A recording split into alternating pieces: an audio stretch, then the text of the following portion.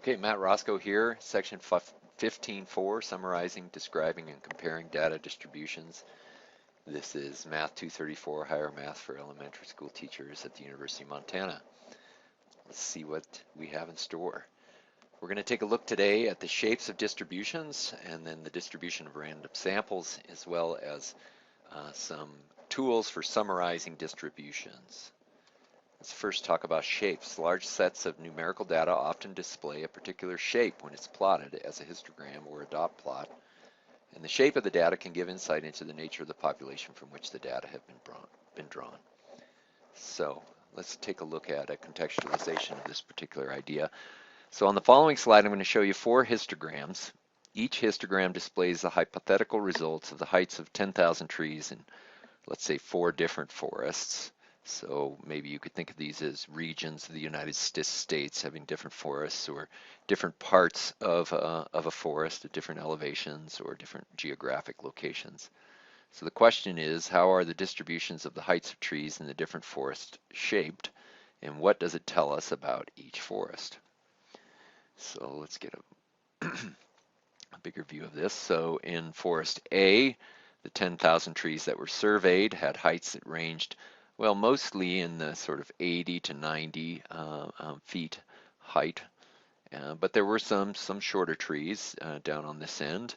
In Forest B, I can see that the heights range quite differently. The histogram of heights is quite different. Most of the heights were in the 10, 20, 30 foot range, and there are very few trees that are on the upper end of the scale. In Forest C, I can see that most of the tree heights are in the 40, 50, or 60 foot range, somewhere in the middle here.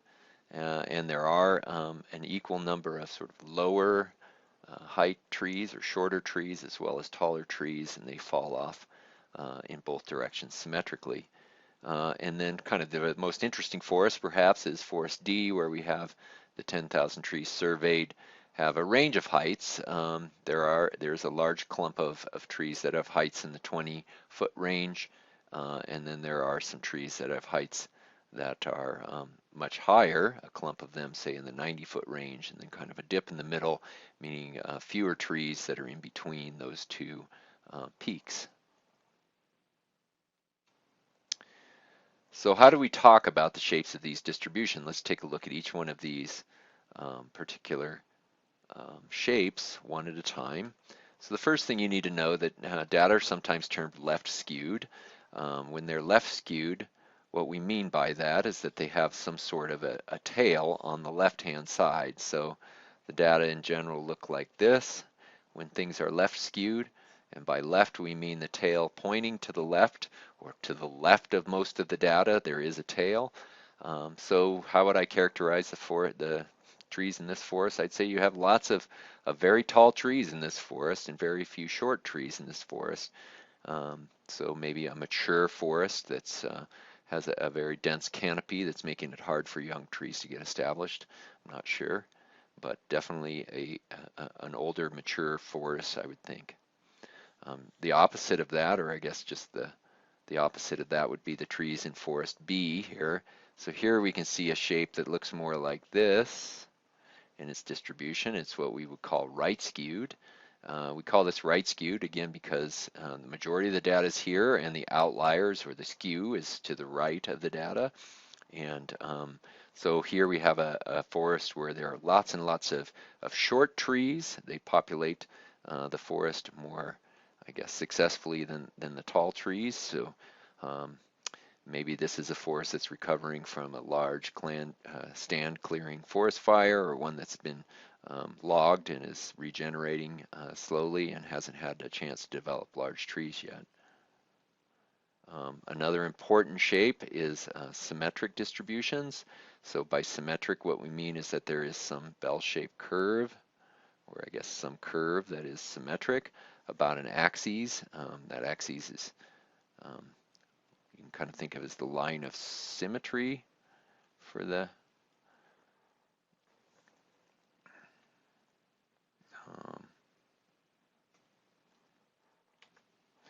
so the line of symmetry is this guy right here. I don't know if I can move it a little bit. I think it's more about right there. Straighten it out a bit. Doesn't want to straight. Oh well. But the idea is that you have a line of symmetry about that distribution, and it's roughly the same on either side of that line, roughly, and there isn't any one direction of skew, but rather the population falls off symmetrically about that line of symmetry. So we'd say that's a symmetric distribution. And then, of course, the last thing, there is another term that we give to data, which is bimodal data. Here what we're talking about is the idea that the data has one peak and then another peak. And bimodal data often are an indication that there's some categorical variable that could be imposed on the population that separates one group from another. In this particular case, we might theorize that the forest itself is comprised of two different types of trees that group around two different modal clusters. So maybe a hypothetical scenario here might be that there had been a forest fire in the past that got rid of a lot of younger trees or older trees and made it possible for younger trees to establish themselves, and those are these in this particular clump, but that the forest fire didn't clear all of the old trees, and some of the trees survived, and those are the ones that are in this clump.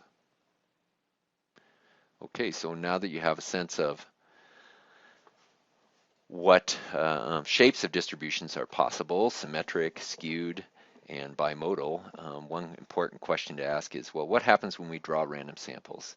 So to give you a sense of the shapes of distributions of random samples, let me just tell you, try to contextualize this right off the bat. Suppose we're trying to determine the proportion of voters that are in favor of a certain initiative in a large city.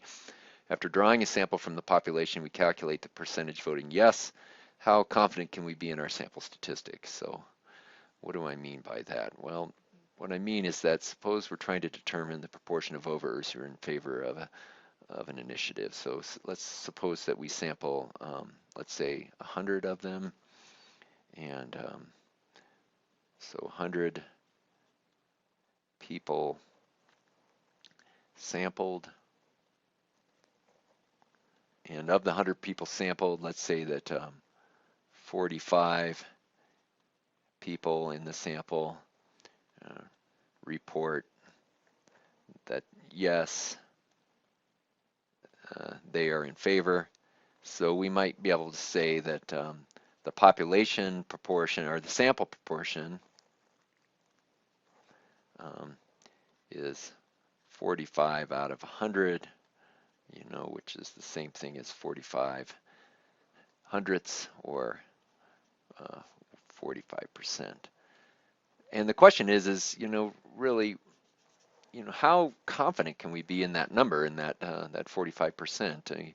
Are we accurate, or is there a possibility that's a very inaccurate? And the question is what confidence level can we assign to that? Now, let me just, as an aside, say that this is, the mathematical treatment of that question is the subject of advanced study in statistics. So here we're going to informally just talk about it and look at what happens through simulation. But I want you to be aware that as elementary school teachers teaching students about sample distributions or distributions in general, you're laying the groundwork for this conversation at the upper level. So in order to give you I guess an intuitive sense of what's going on here, what I did is I created a computer program. And here's the idea. In the computer program, there's a population, and we know the sample proportion in the population, the population proportion in favor, and I set that to be 45%. So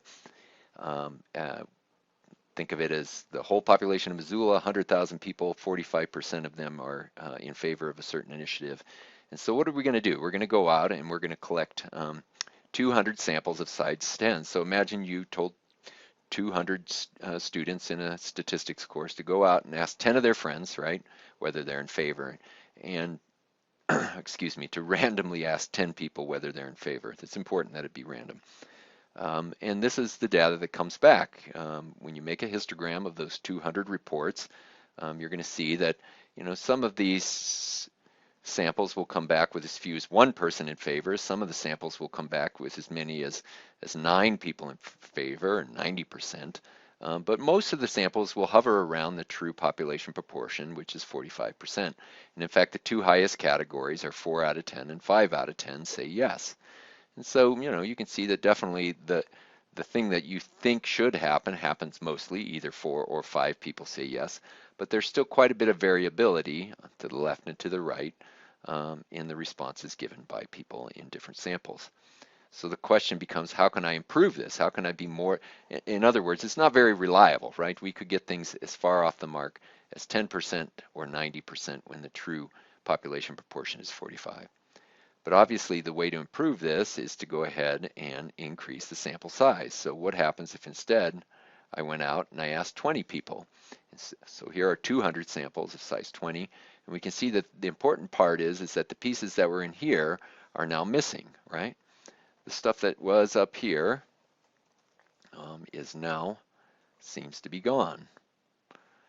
So this stuff and this stuff is going away, and we're getting more and more of the samples happening in the middle here, and they're stacking up higher and higher. So what would happen if I doubled the sample size again, and instead of asking 20 people, I asked 40 people?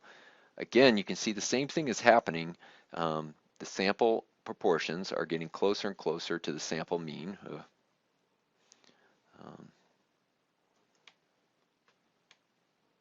Just want to center that for you. And again, there's fewer and fewer that are kind of away from the true value of the statistic in the population, or excuse me, of the parameter in the population. So again, these tails are getting smaller and shorter, and we're seeing a steeper, taller grouping of sample averages. And I guess one last look at this, if we grab this side, pull it down a little bit, you can see again that we have now very few people, whereas we used to have things going on up there, way out there, and down here we can see that things are now almost really strictly around the 45%. In fact, most of the sample averages are somewhere in here, really close to the true population parameter of 45%. And so what is the takeaway on this? I guess the takeaway, what this is meant to teach you, is that the results of this computer simulation reveal kind of a useful fact. The distribution of sample averages form a symmetric, distribution about the mean. So they're both symmetric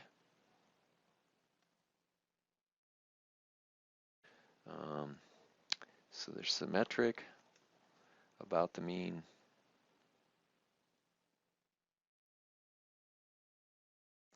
And the larger the sample size, the more tightly clustered the distribution tends to be about its centered. So larger sample size, more tightly clustered. What I guess I'm trying to teach you is that if you want high confidence in a statistic, then you just need to have a larger sample. So confidence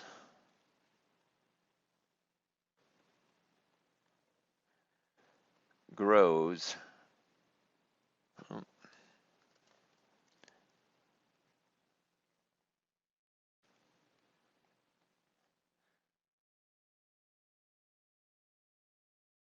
with increasing sample size.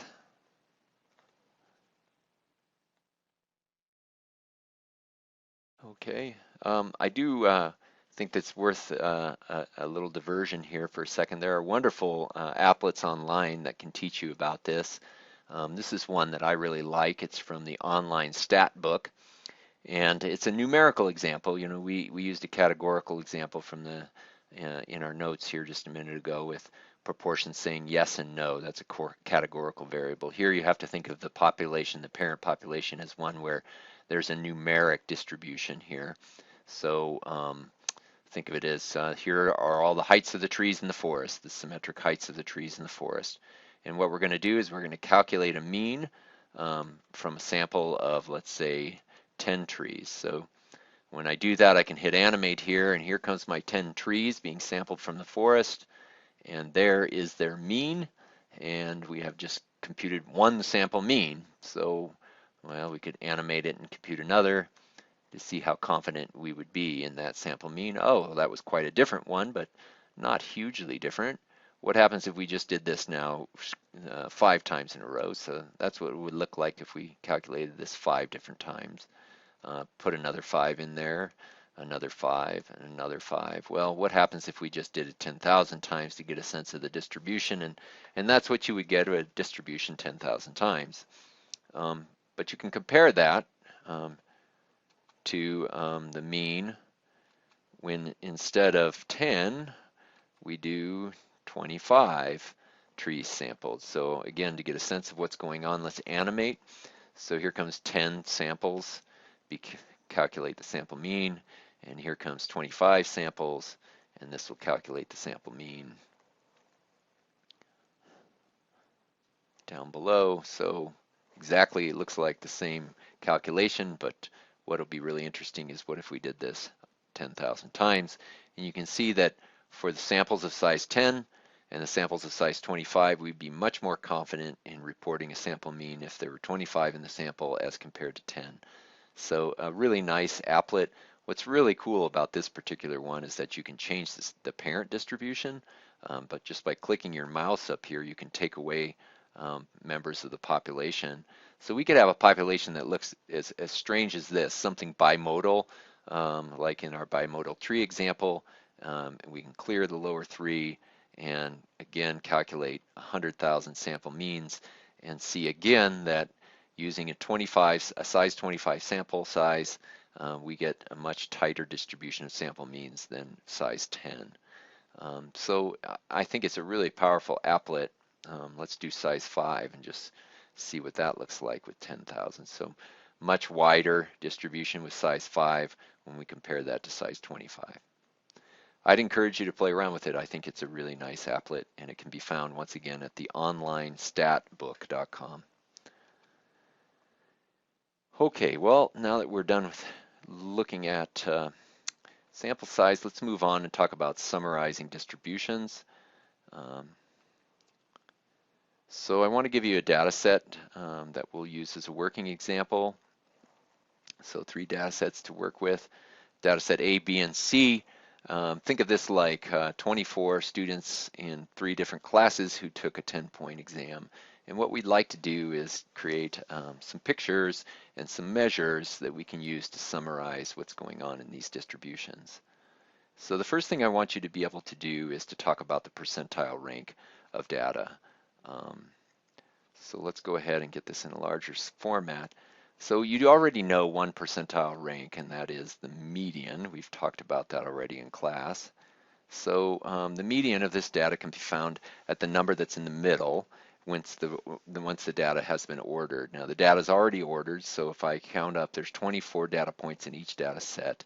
If I count up to the 12th data point, then it'll be the number found in between the 12th and the 13th data point.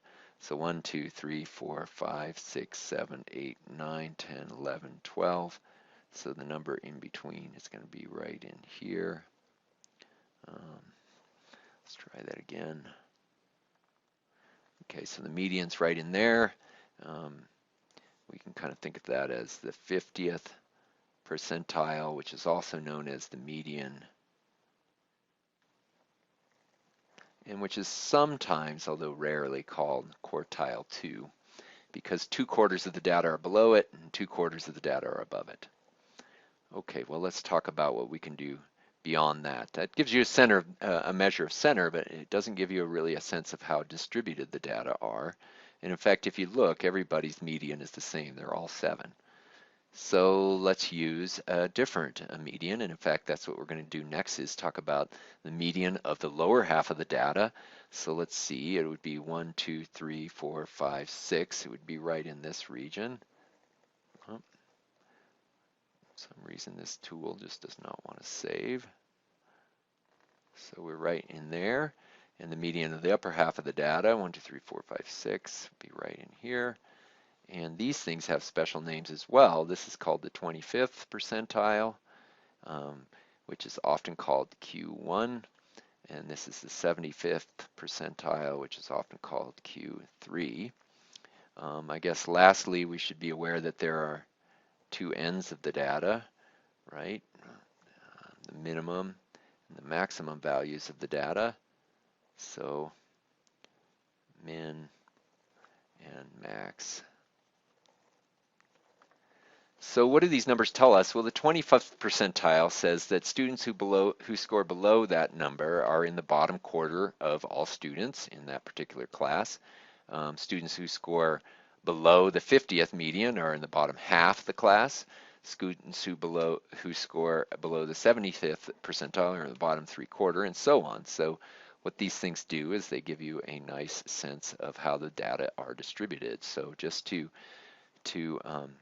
reiterate, these 5 numbers give you a nice distribution, a nice way in 5 numbers to describe the distribution of the data. So they are given the special term, the 5-number summary.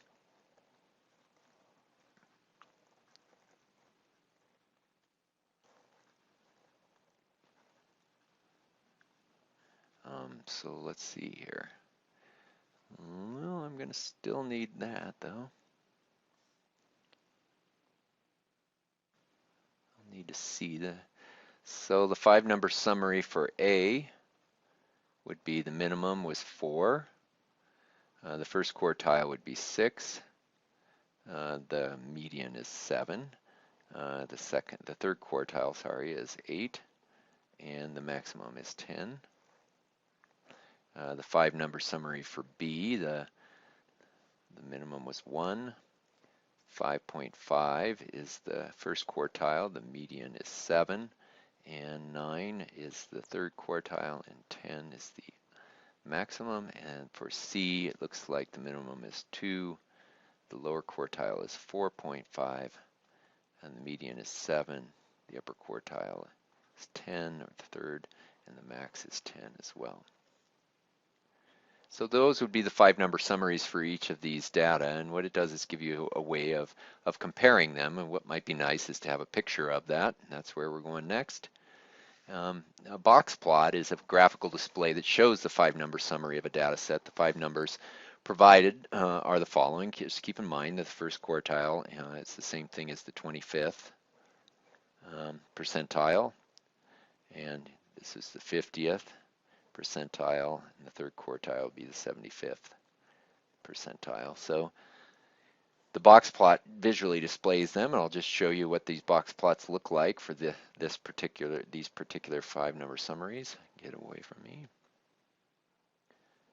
So you can see that the way this is plotted is you have a horizontal number line down here, and each one of these data are put above the horizontal number line, and there are 5 vertical bars inserted where each of the numbers in the 5-number summary are indicated in.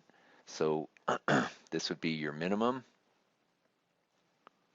this would be your maximum data value, this would be your median right in the middle, and then Q1 would be right above that line, and Q2 would be drawn at that line. So in a sense, what you're doing is you're looking down here to say, well, 10 is the max for all. For the green distribution, it appears that Q2 is at 8, yes. The median is at 7. Q1 is at 6, and the minimum is at 4.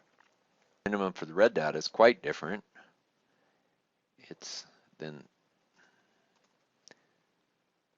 minimum for data set C is quite different than that for A. Here the minimum can be found here.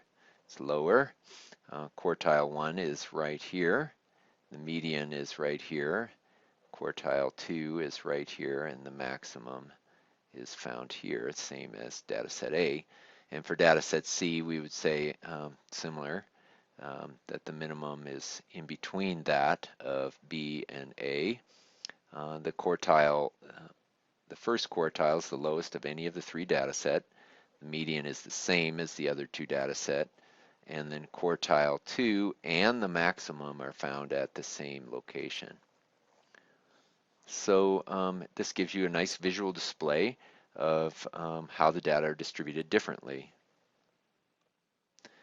One thing that's important is that when we summarize distributions, one of the measures of spread we often use is called the interquartile range, and it's the range of the middle half of the data.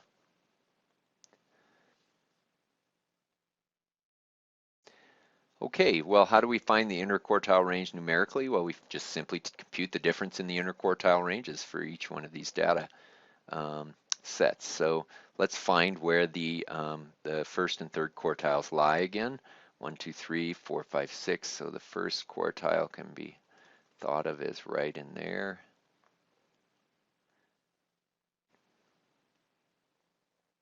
In between those two numbers, and the third quartile can be found in between these two numbers for each data set. So we have quartile 1 and quartile 3. So IQR for data set A would be the difference in quartile 3 and quartile 1 for data set A. So 8 minus 6, or 2. And the IQR for data set B is going to be 9 minus 5.5, or 3.5. And the IQR for data set C is going to be 10 minus 4.5, or 5.5. And so as a measure of spread, I can see the data set A is the tightest in the sense that in the middle 50% of the data, this part of the data, there is quite a tight range. Whereas if I go to data set B, things are a little bit more spread out, and even more so for data set C. So in terms of increasing variability, we would say that data set C would be the highest in variability, followed by B, and lastly A being the most consistent mid-range of scores. And how do we see this pictorially? Well, the interquartile range is just simply the width of the box in each one of these displays of data. And you can see that the width of this particular box is 2, this particular box is 3.5, and this particular box is 5.5. So it just mirrors the interquartile range. And we kind of think of that as being the most important 50% of the data. The stuff that's in the middle is most characteristic, whereas the tails, the things that are that have a tendency to be outliers, should not be perhaps included in the computation of variability. So one other thing one other measure of variability that's common and is now part of the Common Core curriculum is the mean absolute deviation. And it's the mean of the absolute value of the deviations from the mean for a data set. So the best way I think I can teach you this is to simply show you an example, and let's just use the data we've been using. So for data set A, we'll just start with the data itself. So here's the data. Oh, this is going to drive me nuts. Here is the data. And we can easily compute the mean of the data, which we've done already, and found the mean to this data is 7. So now the question becomes, well, how could we use that computation to find some sort of measure of variability? Well, one way you can think of doing this is by simply subtracting the mean from each one of these values. When I do that, what I've computed is how far away this particular data point is from the mean. So when I take 7 away from 4, what it tells me is that 4 is 3 below the mean, and 5 is 2 below the mean, and 6 is 1 below the mean, and all these 7s are exactly equal to the mean. So they're at the mean, they don't deviate from the mean at all. So we call that number a deviation, and so we'll go ahead and highlight the deviations.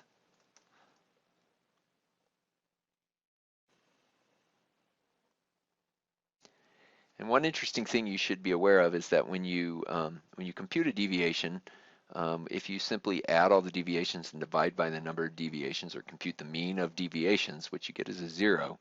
And that should make sense to you because of the fact that the mean is the center or balancing point of a distribution of data. So you can't really compute the mean of deviations, so the workaround here is to compute the absolute value of all of those deviations. So take away all these negative signs from these particular negative values, the ones that are below the mean, and make them positive, and leave the others all alone, and then compute the mean of that data set. And what you've done in that process then is you've computed the mean absolute deviation. And there it is. And this person, this data set has a mean absolute deviation of 1.167. Okay, well, similarly, we can compute the mean absolute deviation of data set B.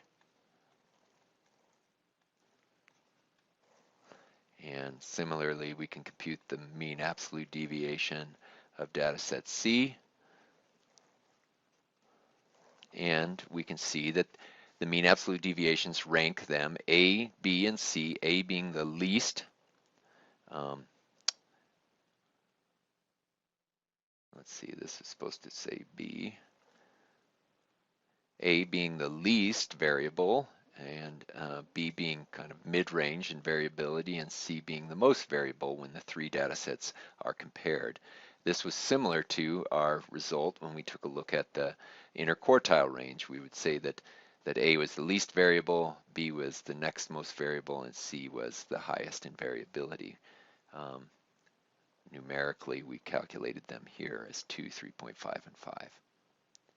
So that's pretty much it for this. One other thing you should keep in mind is that when you're summarizing distributions and you want to provide a measure of variability, be a little bit cautious. You have two options, or at least two options available to us here that we've discussed, and that's the IQR and the MAD.